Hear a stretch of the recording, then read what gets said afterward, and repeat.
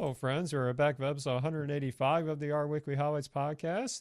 This is the weekly podcast where we talk about the excellent resources that are shared in the highlights section and elsewhere in this week's current Our Weekly issue. My name is Eric Nance, and I'm delighted to join us from wherever you are around the world. And he is back. He couldn't stay away forever, but my awesome host, Mike Thomas, has graced us with his presence again. Mike, how are you doing? Not that you've had any free time or anything. I'm doing well, Eric. Calling in from a new location, a full 2 miles away from my old location. Settling in pretty well so far. And I have also migrated locations virtually. And as of last night, I'm on Blue Sky. Oh, you are? Okay. I'm feeling the peer pressure now if you're there. It sounds like it's the place to be. Definitely taking off a lot in the data science sector. Now, of course, I do still have a very vested interest in the Fediverse as well, which this is kind of a part of, but it's a little dicey, folks. And I'm still trying to sort it out just like anyone else. But yeah, you may see me on there in the future. We actually did spin up a new account for the R Pharma team on Blue Sky that we just put out there before the conference that took place a couple weeks ago, which I'll have a lot more to say about that once we get through the editing of all the recordings. But nonetheless, that was a major event. But we're here to talk about Our Weekly, of course. And this week, our issue was curated by Rio Nakakarora with, as always, tremendous help from our fellow Our Weekly team members and contributors like all of you around the world with your poll requests and other suggestions. And my goodness, Mike, we're going to lead off with one that really is a both mind-blowing, showcase of what's possible with R and Quarto, and just really inspiring as well to see just how far you can take these dynamically generated reports. And this has been authored by a good friend of ours from the highlights, Andrew Heiss, who, speaking of free time, I don't know how he has the free time to knock this stuff out. My goodness, I need whatever he's eating. And Andrew Heiss blog, is always going to be super detailed, probably pretty long, and again, blow me away with how much he was able to accomplish. Yep, and we'll dive into those details now because this post is talking about how he approached generating and rendering dynamically computed content written in markdown but programmatically with Quarto, which is something I've had a little bit of diving into with the R markdown days with various snippets, especially of reusable kind of sections in a report. But Andrew just blows my stuff out of the water what he accomplishes here. So let's set the stage here because there's a big picture here. So yeah, there was a little thing called the election that happened a weekend or so ago, and apparently Andrew was helping out in the state of Idaho with assembling the election results and then surfacing them into a really fancy Quarto website, which love to see that, Quarto in the real world, so to speak, in a not so boring situation, to say the least. Lots of eyes on that side of the news. And apparently, Andrew has put this in a very sophisticated ETL pipeline, which is merging ETL concepts with, wait for it, targets to help process the data from different sources, whether they're online or from another storage, and then creating a tidy, data store, he calls it, that everything else can be built upon. And then another pipeline is going to take that tidy set of results and then actually generate the Quarto report and website programmatically. He teased that he's going to share more about that, but I'm saying, Andrew, not that you have infinite time, but I'd love to see a deep dive into those target pipelines because I'm always eager to see just the directions you take with that. But diving into the rest of the post here, he talks about kind of the meat and potatoes of what the website was surfacing, which was taking advantage of some really neat features in the Quarto UI for HTML, where you can have these tabbed panels, much like you do in a Shiny app, and in Quarto as well, which gave both a tabular visualization and an interactive map of the election results across districts in Idaho. So you could kind of choose which display you like. And then he shows kind of in general, you might have in the Quarto dashboard setup these different sections with code chunks to actually generate that table or that map. And sure, for maybe one or two races, so to speak, in that particular state's election, you could just dive into that. But what if you have 100 or more of these? Yeah, you don't want to copy paste that stuff left and right. So he looked at how can we generate these table and mapping code chunks and the output from that more dynamically, not just the code itself, but where it's actually being placed in the Quarto website, i.e. the Quarto syntax that's going to be built in Markdown for that. So he first knocks out probably an elephant in the room for those that have done this before, is that in code chunks, you can use the results parameter and call it as is to basically not escape that content and to basically take it as it is, so that if it's an HTML report and you're spitting out Markdown or HTML, it's just going to surface that out right away when you compile the website or the report. But it doesn't always work the way you want. And he shows an example of like a bullet list of like the Gapminder country data, where it just doesn't quite work when you need to have additional work in these chunks. And he shows that in an example where he's trying to round certain numbers, just hypothetically the number pi, it's only spitting out like the code that makes the result in the bullet list, not the actual result of that computation. So it didn't render the inline chunks of these items in the bullet list. And of course, that's a non-starter if you're going to do this more dynamically. So the trick that this is all built upon is to actually pre-render these inline chunks before they actually appear in the document. So this is a little different, right? This is not dynamically rendering the content, what I call just in time, of the website compilation. He is saying, let me pre-compute that first and then show it into the actual Quarto content. In this case, now you get the rounded versions of the pi number in that markdown text. Took me a little bit to grasp this, but I kind of see where he's going with this. And of course, this is a trivial example, but back to the election website he was creating, he wanted to do a similar idea, but now with those tab sets of the visuals of the table and the map.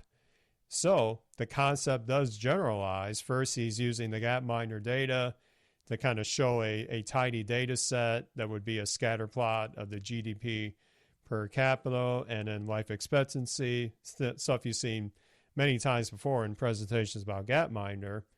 And then he shows, okay, what if I want in my Quarto dashboard the panel tab set, and then within each of these continents, splitting it up one by one, echoing that particular continent's result from that tidy data set and tidy visualization. Again, you could copy that over and over for my continent 1, 2, 3, 4, 5. But again, going back to the election result, what if you have hundreds of these or thousands of these potentially if you're doing a lot of like biomarker data or something like that.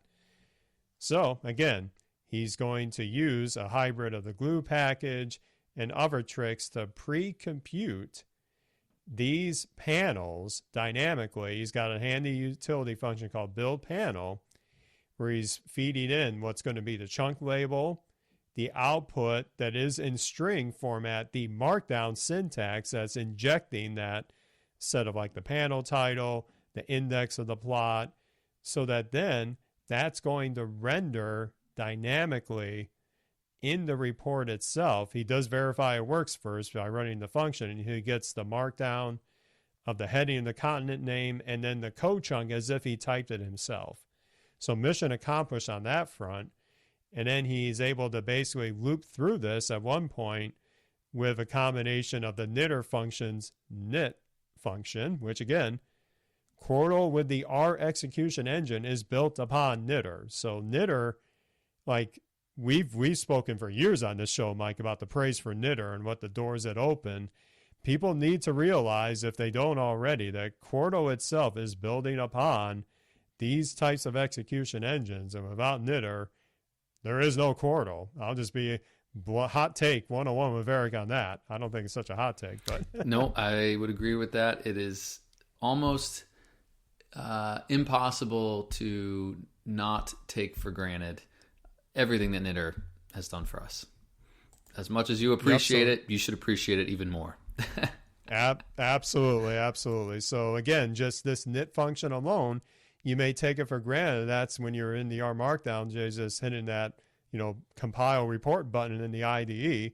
But this is the engine behind all that. So he shows a great example of using that in action. And then sure enough, he's got a nice little tab panel of the different continents and the scatter plots. And that really saves you a boatload of time there. And then he's got another example later on where you could use this in more of a teaching aspect. Let's say you want to show the different stages of building up an effective visualization.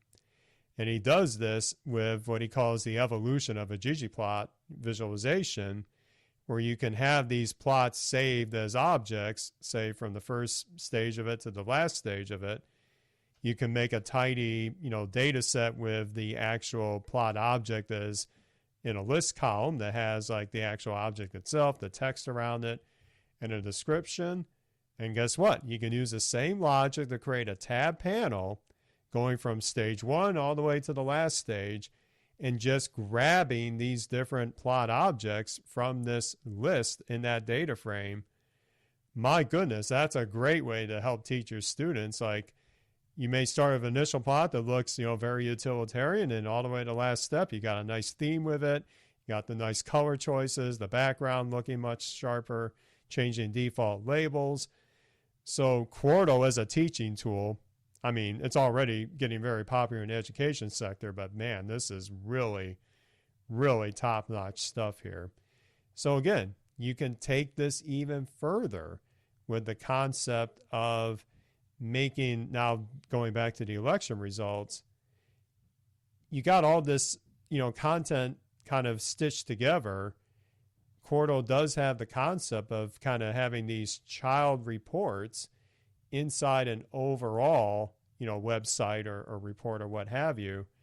So he kind of takes this into a bunch of R chunks again that are dynamically generated.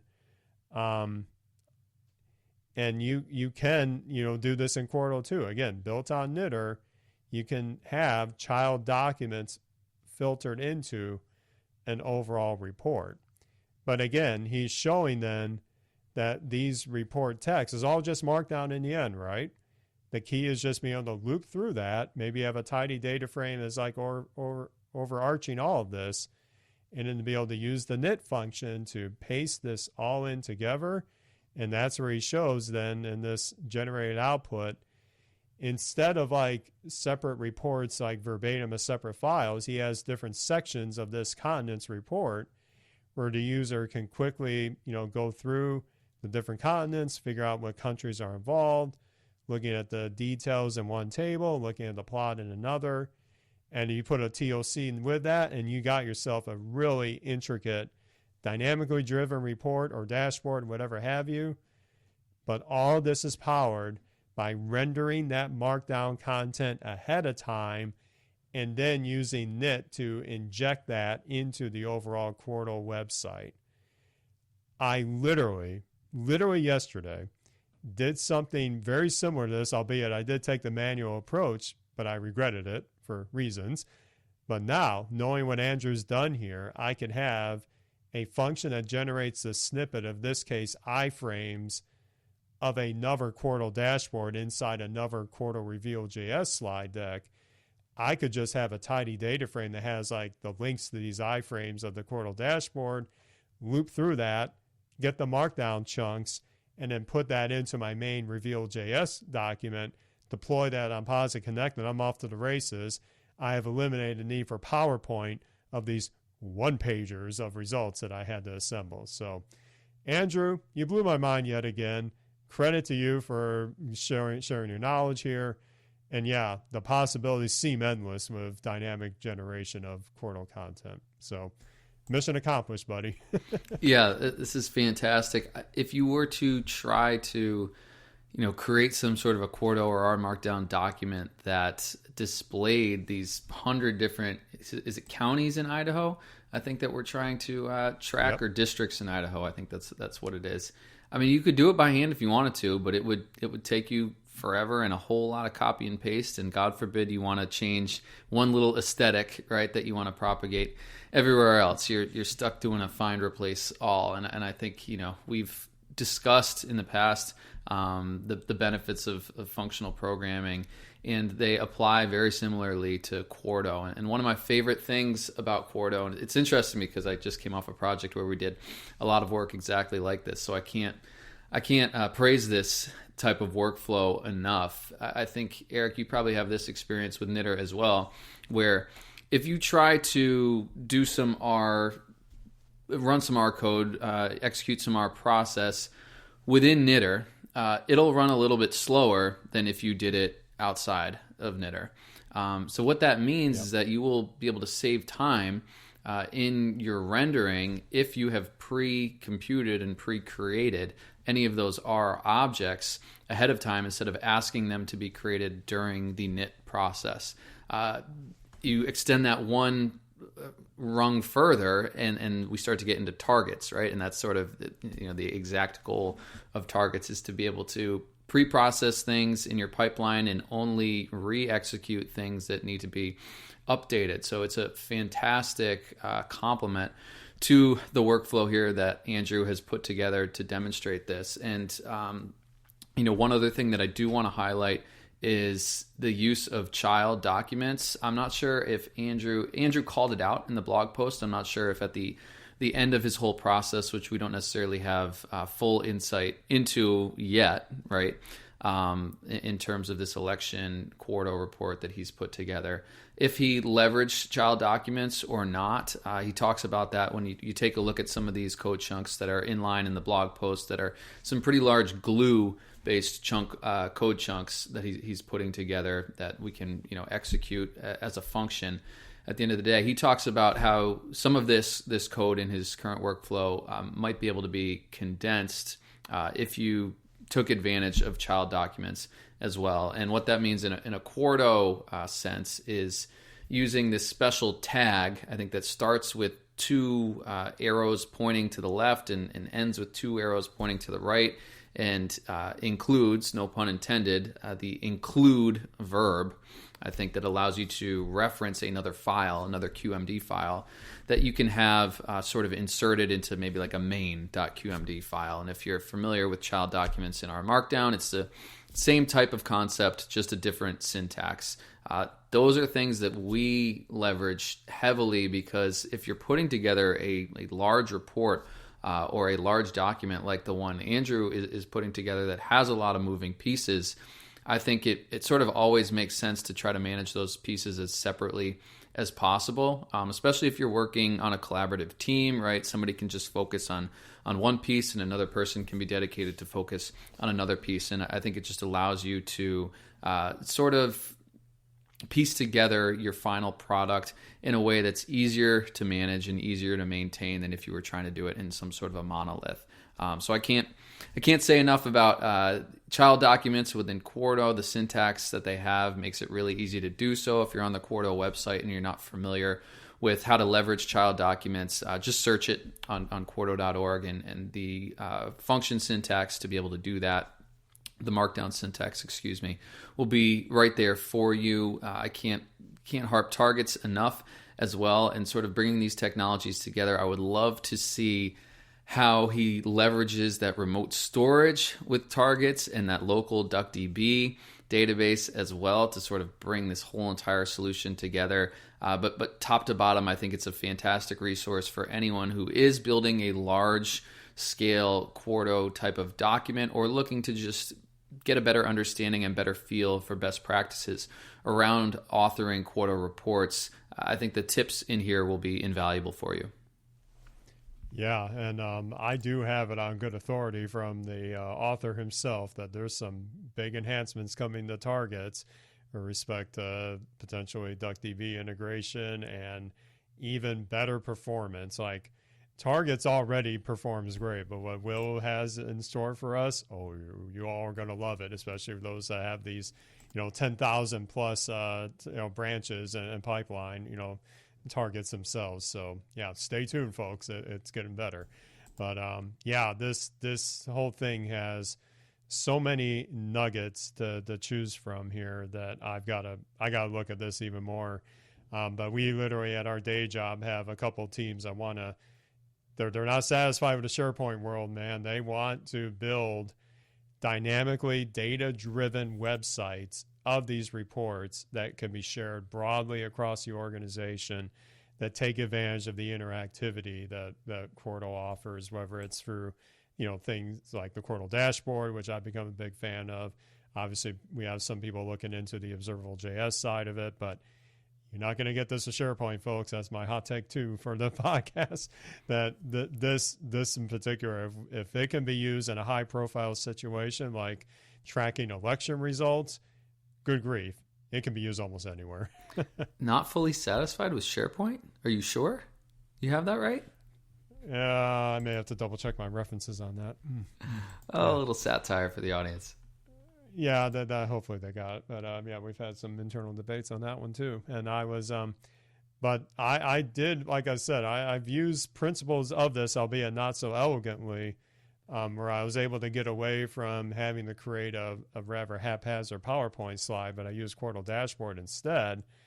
And because of the integrations we can have with Quarto websites and iframes going as backgrounds in a presentation deck, I was able to create what that team really wanted, which was basically an HTML-based slide of a bunch of Quarto dashboards without having to put the Quarto dashboards in the slide deck, but as background iframes, folks. Like, this is so many mind-blowing things we can do with this. I hope I can give a talk about that later, because I've learned some tricks, man. But this is tricks on another level. What Andrew's done here. I'm looking forward to that too.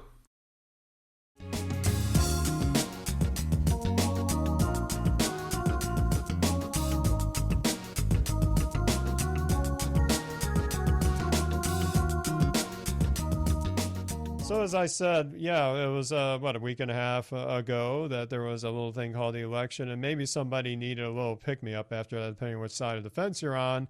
Maybe, having a little bite to eat if you had a long night. Well, who knew that this next highlight was going to showcase a show that I admittedly have not seen before. I've heard about it. But this is coming from Stephen Ponce, and he has put together a blog post, albeit mostly a notebook, I would say, about looking at the fingerprints used in each of the seasons of the show Bob's Burgers. And admittedly, I have not seen this show before, so I'm completely out of my wheelhouse for this. But it's basically an infograph, as the meat of this post, that is looking at across the different seasons where, and I have to zoom in here on my fancy 4K monitor to look at this more carefully, looking at the transcripts of this, the dialogue, and looking at, say, the length of the sentences, the unique words, variance among the sentiment of the transcripts, a little text mining action here, how many questions there were, how many explanations there were. And it's a pretty neat infograph that for each, faceted by season, you get, I believe they call these like the spider plots or the radial charts. I forget the exact name of them, but it's a good way to put like multiple dimensions in a circular-like fashion, but not be confined to the infamous pie chart limitation. So, pretty neat visual there. And again, the big picture is looking at the patterns and dialogue across the 14 seasons of this show, which again, I'm an old timer. I haven't seen this yet, so maybe it has to be in my queue of shows to watch when I actually get a free time moment. Nonetheless, the notebook style is that he's got the different steps in the building this visualization, much like a tidyverse kind of flow chart that you would see often in R for data science and whatnot. Loading the packages, of course, and this is a little interesting here. We don't see as much of this lately, but Stephen is using the Pacman package to orchestrate packages, which some have had great success with. I admit my my attempts with Pac-Man were mixed at best, but hey, if it works, it works. So he's got the snippet to load the various packages. And yes, Mike and I were remarking before the show, there is a package called Bob's Burgers R that's got the data sets that are being used in this.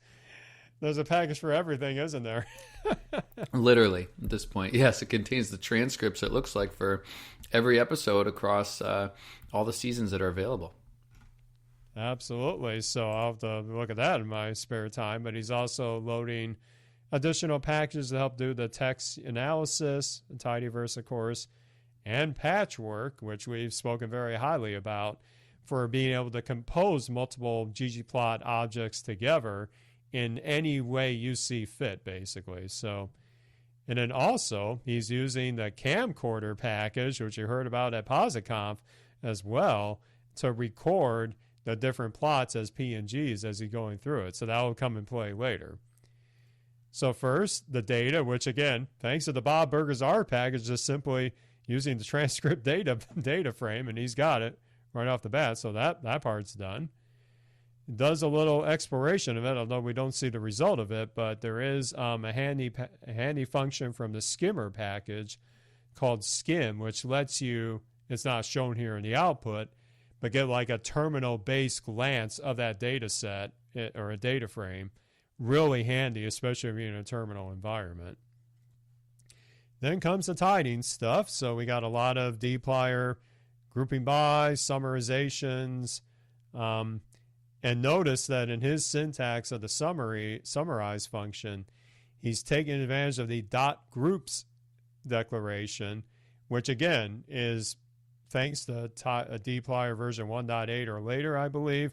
They introduced the .by and the .groups parameters in key functions like mutate and summarize, so you don't always have to do the old dplyr group by, summarize, dplyr ungroup afterwards, because Davis Vaughn and others from the Tidyverse team are saying that got annoying with a lot of users. So that's a nice little trick that Steven shows here. Couldn't agree more. Yes, I love the .by argument.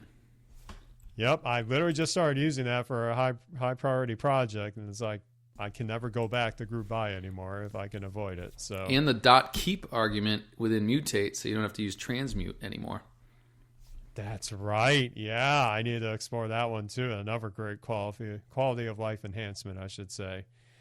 Next comes the visualization. So he does a lot of setup up front to get the labels all in order, as well as kind of the CSS, I believe, is going to be applied to these plots. A little bit of CSS, and then using glue to dynamically put in various things, and then managing the fonts.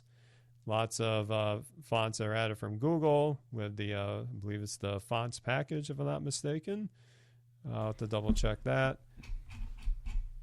I think it's, I thought it was called Google Fonts, but I'm not seeing where he got that from. I'll take a look. Keep going. Yeah, we'll keep going. Yeah, we're learning here, guys. So, nonetheless, then he's able to assemble the theme object in ggplot2, which, again, is a great way if you want to define that up front with the theme set and then the theme update. That way he can use that theme anywhere he goes from that point on with the rest of the visualizations.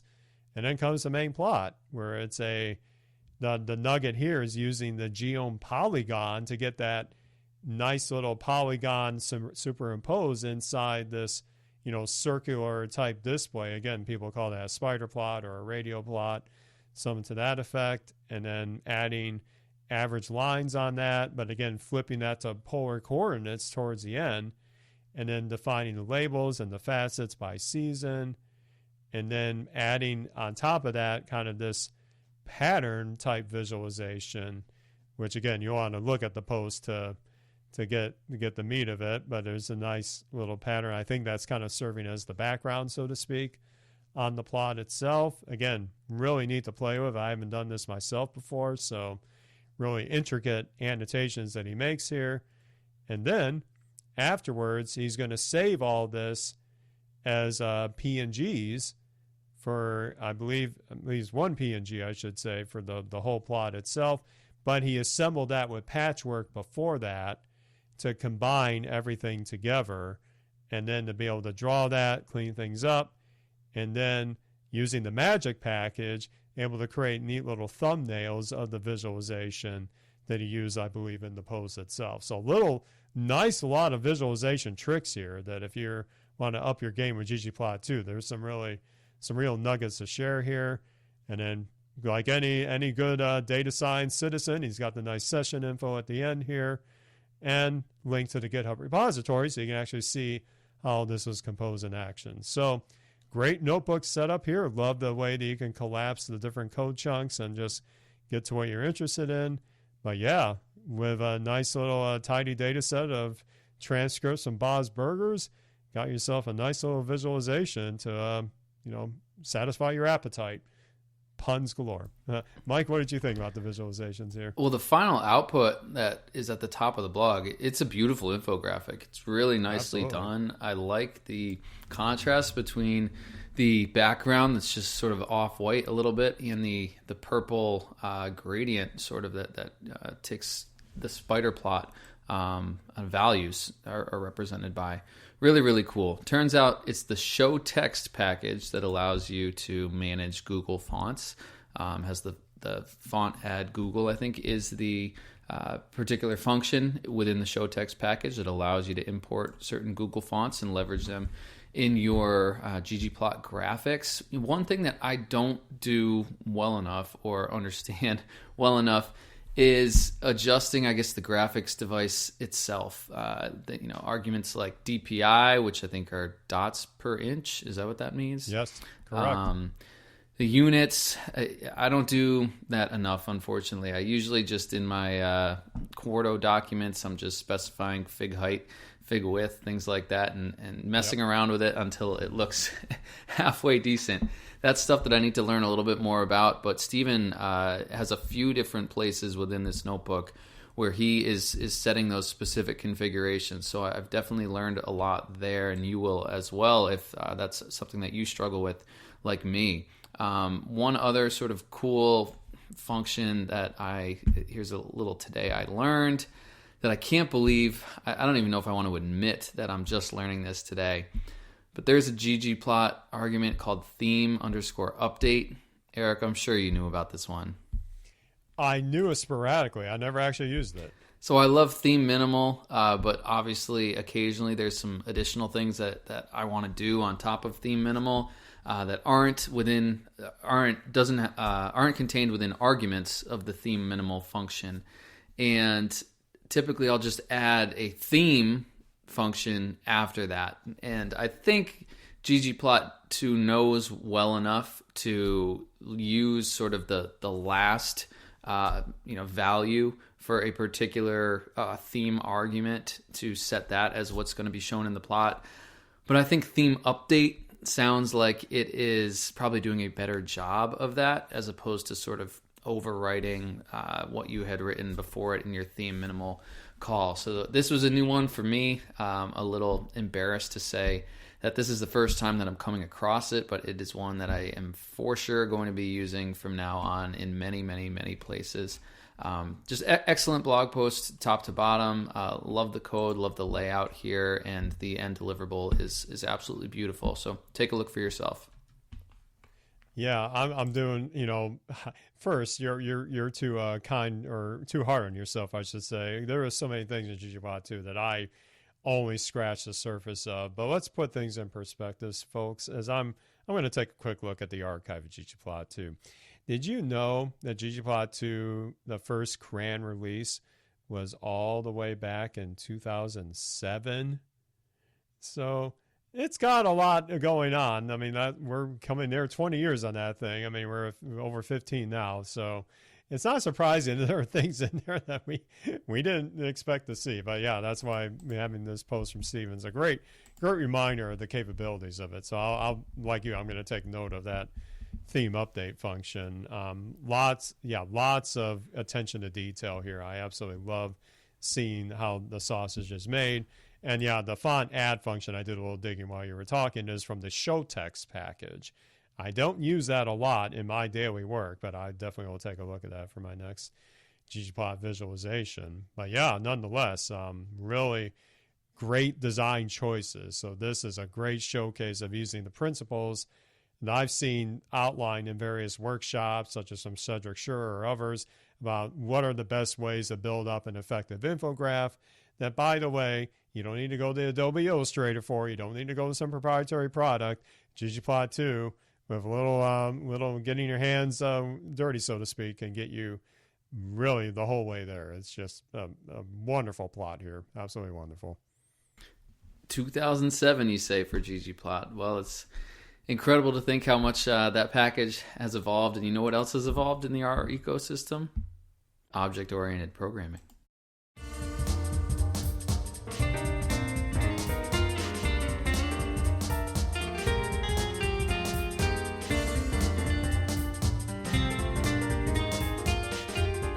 You got it. You got it. And, you may be, as an R user, you've probably used this many, many times, sometimes without even realizing it because of the elegance of the language itself. So what are we teasing here is that since about a year or so ago, there has been a new effort sanctioned by the R Consortium, no less, to build a new object-oriented paradigm into R itself eventually. And right now it is a new package called S7. The post comes to us from the Tidyverse blog, written by Tomasz Kalinowski and Hadley Wickham himself, on the new updates to S7 version 0.2.0. And for the uninitiated wondering, wait, why does S7 even exist? Well, in R itself, for historically a very long time, since practically the very beginning, there have been at least 2 or 3 class systems in the language, one of which is S3, which is leveraged heavily by the Tidyverse packages and a lot of base R functions itself to give you that kind of very easy way to say, create a visualization with the plot function, but if you feed it a data frame, it's going to know to treat that differently than if you feed it like a single vector or 2 vectors of, say, X and Y. It's a dispatching system, albeit very general, almost to its detriment to some people's eyes. Then you have S4, which brings a lot of formality, a lot of guardrails around your object-oriented structures, but I can attest that it is not for the faint of heart. It is quite complex to get into the nuts and bolts of. And when I was doing bioconductor stuff back in the early part of my career, I got to know S4 almost unwillingly well because of that, but it never felt natural to me. And again, that's just my opinion. There are others that use S4 to great success. More power to you. S7 is trying to be kind of in between that in sorts, giving some of the simplicity of the syntax of S3 with some of the guardrails and, safety net and more, formal definitions that S4 has. So in this update, what's new here, there's a few, minor, I would say, bug fixes, but also building blocks for new, bigger features in place, some of which include being able to support lazy property defaults, which they are saying makes the actual setup of a class much more flexible.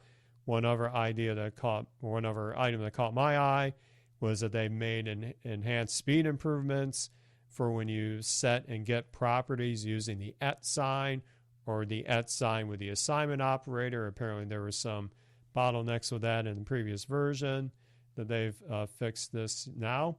They've also expanded compatibility with additional S3 classes to help bring that transition a little more optimal for those coming from the S3 side of things. And then also being able to convert a class into a subclass with the new convert function or a modified version of the convert function. Lots more that are in the release notes, but the post also talks about how do you actually use this thing. So there's a great kind of example where they use this new class, they call it range, to help look at kind of the range between numbers, I believe. And you can kind of see how the class methods, the class properties, the generics are defined with this. And you'll see there is a lot of shared syntax or paradigms of shared syntax of S3, but yet you're able to define things more formally with the S4 kind of language inside as well. They realize there are still some limitations here. It's not quite production ready, I would say, for getting into the actual R language itself, which is the end goal here. But they note that they are actively working on it. But like I said, there's a huge goal here for this, not just to be a standalone package for the foreseeable future, but to actually get into base R.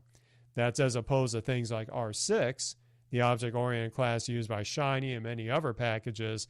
That's always going to kind of stay as is because that's a very rapidly evolving class system, often with its own needs compared to what S3, S4, and now S7 are bringing. So I'll be obviously watching this space quite closely. I have not used S7 yet, but I know some packages are starting to use it now.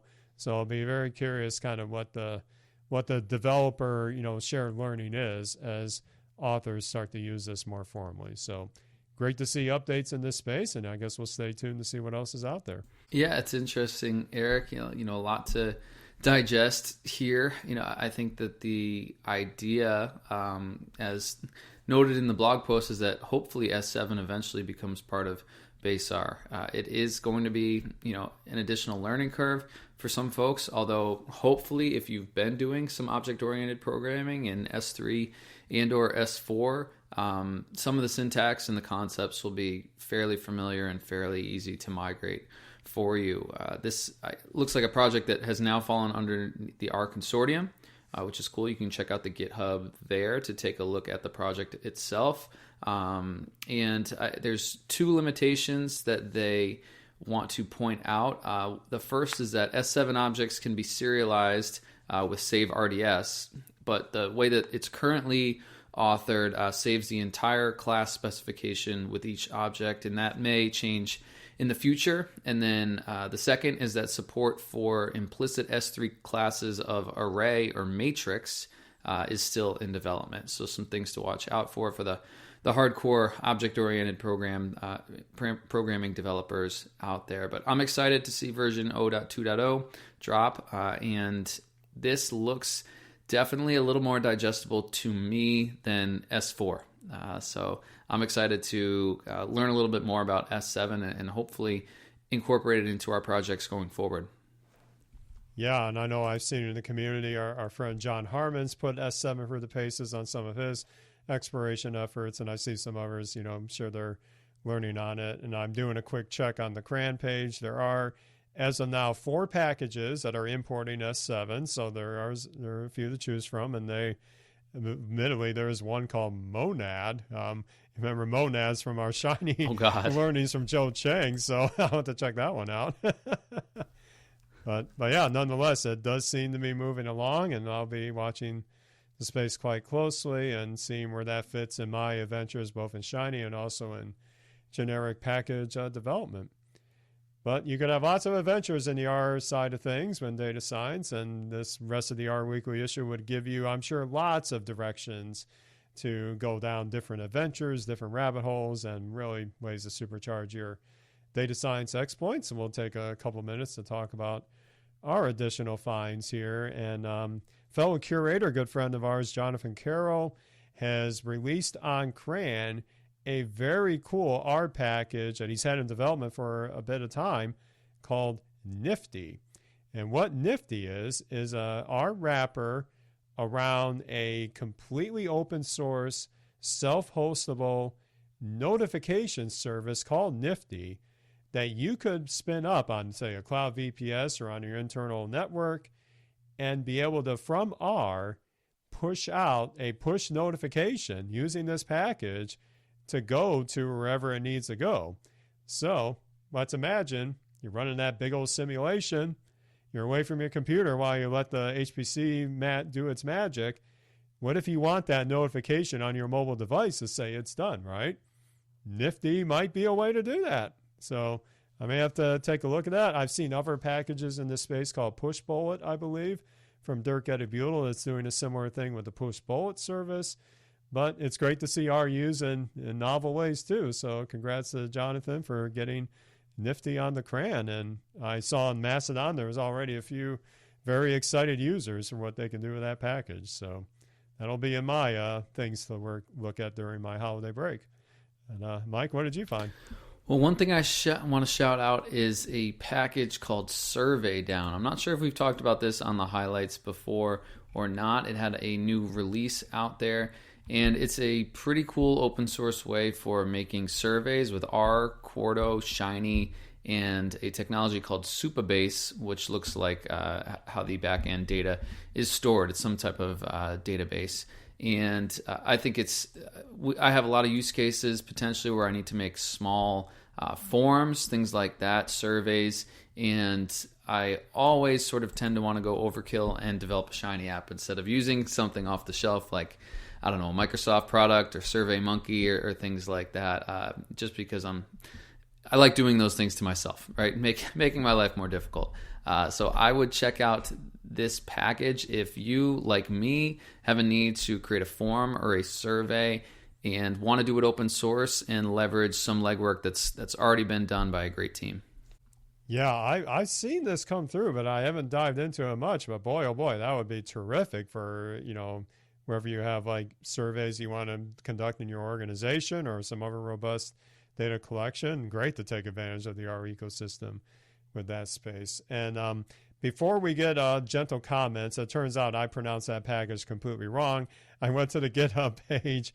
It's actually pronounced Notify. It's NTFY. So sorry, John. I should have looked at that before I started saying it.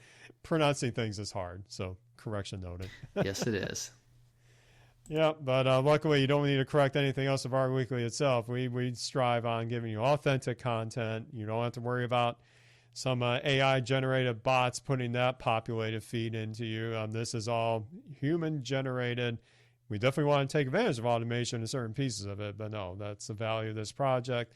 Completely human element and, written by the community for all of you in the community. And since it is a community effort, we rely on your help. One of the best ways to help is to share those great resources you found online, whether it's a new package, a new blog post, new tutorial. We're all game for all of it.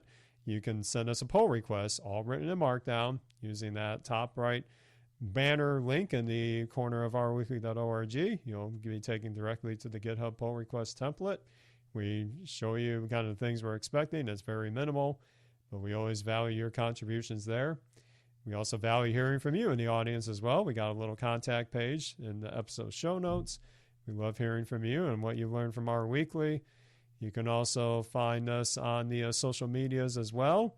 Apparently, we have a news source from Mike that he'll talk about shortly. But for me, it is still the tried and true Mastodon account with @ourpodcast at podcastindex.social, as well as LinkedIn. Search my name and you'll find me there. And I'll be at very much minimal now, the Weapon X thing at the Rcast. But maybe I need to pay attention to another one. Mike, what about you? Yeah, I guess the latest for me, which I hope to check a little bit more often than I did on Mastodon, it feels like I'm pretty excited about it, is going to be Blue Sky. You can find me at mike-thomas.bsky.social. Otherwise, you can check me out on LinkedIn if you search Ketchbrook Analytics, KETCHBROOK. You can figure out what I'm up to. Looks like I need to update my Markdown template of the show notes, buddy. Sorry to do that to you. No, that's easy. That's easy. All Markdown all the time for me, so all good here. Well, with that, we will put a bow on this episode of our weekly highlights. And I admit, I was remarking to Mike before the show, we're at 185 now. That means we're running close to that 200 mark, eventually, I should say.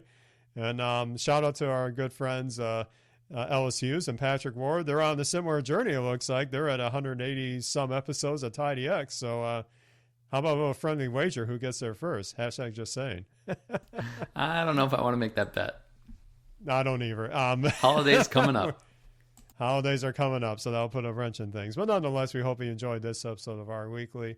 And we will be back with another episode. Maybe next week, maybe not. We'll see. Soon. Don't know how to close those out. All right, we're done.